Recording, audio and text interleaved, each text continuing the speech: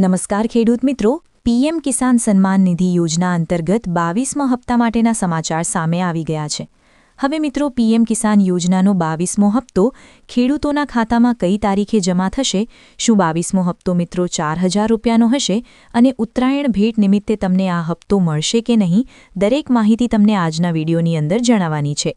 ખાસ કરીને ગુજરાત રાજ્યના જે ખેડૂતો કે જેમણે આંદોલન જોડે નથી કર્યું અથવા તો આંદોલન જોડાણ કર્યું છે, દરેક માહિતીની આપણે વિગત જાણવી છે કે અરબ સાગરના દરિયાની અંદર ભેજનું પ્રમાણ વધારે હોય, વાતાવરણની અસર છે કે નહીં।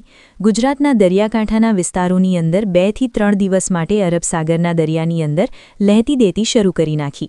તો આ જ માહિતી આપણને પ્રોહાઈ એમ રહે છે કે ગુજરાતના દરિયાકાંઠાના વિસ્તારોની અંદર લોકેશન પણ ચેન્જ કરવું જરૂરી છે। માહિતી મિત્રો, દરેક ખેડૂતોને ખાતામાં પૈસા જમા થવાની નથી। અત્યારે જે માહિતી છે કે વરસાદ પીએમ કિસાન સન્માન નિધિ યોજનાનો હપ્તો, માનધન યોજના, દરેક હપ્તા એકસાથે ભેગા થવાની અસંભાવના શું કે વાતાવરણની અંદર 1-2 દિવસની અંદર વરસાદ પડી શકે, પરંતુ પીએમ કિસાન સન્માન નિધિ યોજના અંતર્ગત જો ખેડૂત મિત્રોએ પાયકની મોલાદની લીજત લેવાની શરૂઆત કરી હોય અને ખેડૂતોને કુદરતી આફતનો આધાર કે સર્જાઈ શકે તેના માટે લોકેશન છે ચેન્જ કરીને દરેક લોકો સુધી પહોંચ્યા હતા કે 2 થી 3 દિવસની અંદર વાતાવરણની અસર છે, ત્યાં તો અરબ સાગરના દરિયાની અંદર પણ પાર્ટી આવી જાય, તો દરેક ખેડૂતોને ખાતામાં પૈસા જમા થવાની માહિતી છે આપણે ચેક કરી। તો હવે ગુજરાતના દરિયાકાંઠાના વિસ્તારોની અંદર ભેજનું પ્રમાણ છે એ માહિતી આવી ગઈ છે। 2 થી 3 દિવસની લોકેશનની ચેન્જ કરી, પરંતુ અત્યારે દક્ષિણ ભારતની અંદર દક્ષિણ ગુજરાતના વિસ્તારોની અંદર આપણે જ્યારે લોકેશન ચેન્જ કરવા જતા હોઈએ ત્યારે સાઇનેજે ત્યાં જવું મુલતવી રાખી શકાય। અત્યારે મુલતવી રાખવું ફાયદાકારક છે। 2 થી 3 દિવસ માટે પણ વરસાદની સ્થિતિ છે એ જોવા મળી શકે છે, કારણ કે દરેક ખેડૂતોને પણ ખાતાની અંદર જે પૈસા છે એમાં 4000 રૂપિયાનો હપ્તો પણ આવવાની શક્યતા રહેલી છે। પીએમ કિસાન સન્માન નિધિ યોજના અંતર્ગત ફાર્મર રજિસ્ટ્રેશન અંતર્ગત શું સ્ટ્રેક છે? તો ફાર્મર રજિસ્ટ્રેશનની એક પ્રોસેસ છે જેમાં ખેડૂતનું પણ આ કાર્ડ બનાવવું જોઈએ, એટલે કે આયુષ્માન કાર્ડ જેવું કાર્ડ બનાવવું જોઈએ। અને આ આયુષ્માન કાર્ડ કઢાવવા માટે જે વરસાદની સ્થિતિ સર્જાની હોય તેવા વિસ્તારથી લઈ અને આગળ ઠંડીનું પ્રમાણ જ્યાં વધારે પડતું જોવા મળે તેવા વિસ્તારની અંદર પીએમ કિસાન સન્માન નિધિ યોજનાની વાત કરીએ તો દરેક ખેડૂતોને 22મો હપ્તો છે એ મળવાની શક્યતા ખૂબ ઓછી દર્શાવવામાં આવી કે ઘણા બધા ખેડૂત મિત્રોએ ફોર્મ ભરી અને લાભ નથી લીધું।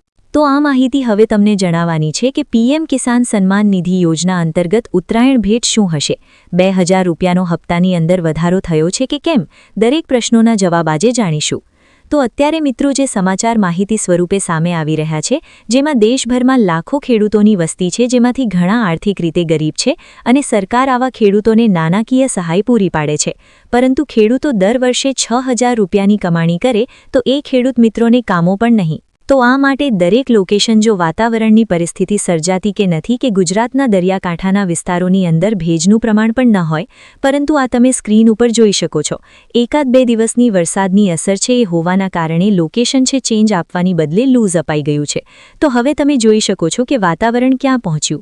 તો અહીંયા જે વાતાવરણની પરિસ્થિતિ સર્જાની છે 1-2 દિવસની અંદર પરિણામ સજાતું જોવા મળી શકે, કારણ કે ગુજરાતના દરિયાકાંઠાના વિસ્તારોની અંદર દેશભરમાં લાખો ખેડૂતો એવા છે કે જે ખેતી ઉપર નિર્ભર હોય। હવે પીએમ કિસાન સન્માન નિધિ યોજનાના નામ અંતર્ગત ખેડૂતોને મળવાપાત્ર જથ્થો 6000 રૂપિયાનો આર્થિક સહાય છે, પરંતુ હવે ક્યારે આવશે પીએમ કિસાન યોજનાનો 22મો હપ્તો, તો એ જણાવવું જરૂરી છે સરકાર તરફથી। તો પીએમ કિસાન યોજના અંતર્ગત જ્યારે પણ અપડેટ આવું, કારણ કે બપોરે વહેલી સવારે ફોન કર્યો ત્યારે વિજય કકાકાને તો આ પ્રકારે વાતાવરણની પરિસ્થિતિ સર્જાય તો ગુજરાતના દરિયાકાંઠાના વિસ્તારોની અંદર ખેડૂતોને પણ ભારે નુકસાન સર્જાતું જોવા મળે। હવે પીએમ કિસાન યોજના અંતર્ગત રજિસ્ટ્રેશન કરાવ્યું હોય તો ફાર્મર આઈડી કાર્ડ છે બનાવવું ફરજિયાત છે। હવે ખેડૂતોએ 22મા હપ્તાની રાહ જોઈને બેઠા છે, પરંતુ ફાર્મર આઈડી કાર્ડ નથી કરાવ્યું તો હપ્તો અટવાઈ જશે। હવે શા માટે એવું તો મિત્રો તમને જણાવી દઈએ, ખેડૂતોને હવે 22મા હપ્તાની વધારે રાહ જોવાની જરૂર નથી। સરકાર દ્વારા ખોટા નામ જે કાઢા છે એ કેવાયસી કરાવે છે અને ખોટી રીતે 2000 રૂપિયાના હપ્તાની કે પછી મુખ્યમંત્રી ભૂપેન્દ્રભાઈ પટેલ અને રાજ્ય કક્ષાના મંત્રીઓ દ્વારા જે ભેટ આપવામાં આવ્યું હોય એનો ખોટી રીતે ઉપયોગ કરી દુરુપયોગ કરે તેવા માણસોને આપણે નથી લાવતા। તો સરકાર તરફથી જે પીએમ કિસાન યોજનાની જે તારીખ વિશેમાં વાત કરવામાં આવી તમને જણાવીએ તો ખેડૂતોને 22મો હપ્તોની જે રાહ છે એ રાહ સરકાર દ્વારા આ માટેની સત્તાવાર તારીખ હજુ સુધી છે એ જાહેર કરવામાં નથી આવી, પરંતુ એવું માનવામાં આવી રહ્યું છે કે આગામી હપ્તો ટૂંક જ સમયની અંદર ખાતાની અંદર જારી કરવામાં આવશે અને 2000 રૂપિયાનો હપ્તો છે એ બેંક ખાતાની અંદર જમા રહેશે। અત્યારે મિત્રો હપ્તાની અંદર રકમમાં કોઈપણ પ્રકારનો ફેરફાર વધારો થયો નથી.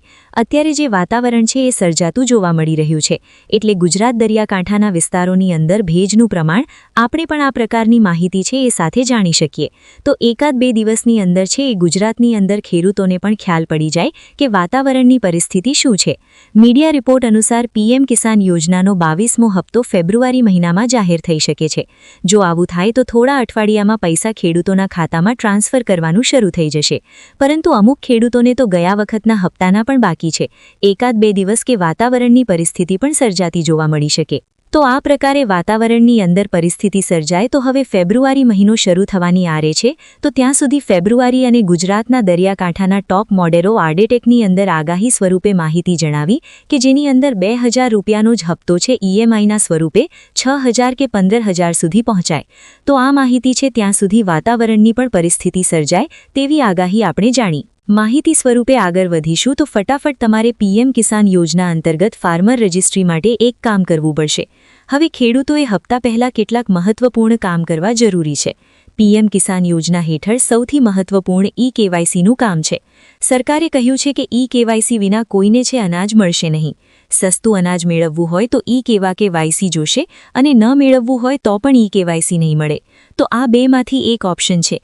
ઈ-કેવાયસીને આપણે છે એ ફરી વખત જંગલની અંદર છોડી મૂકશું. તો આ માટે મિત્રો પીએમ કિસાન યોજના અંતર્ગત રજિસ્ટ્રેશન કરાવો તો તમારે ફાર્મર આઈડી કાર્ડનું ફાર્મર એગ્રેસ્ટેક પ્રોજેક્ટનું છે એ કાર્ડ કઢાવવું પડશે. ફાર્મર આઈડી કાર્ડ કઢાવવા માટે 2 થી 3 મિનિટનો સમય લાગશે અને એ પણ તમે ઓનલાઈન કઢાવી શકો છો.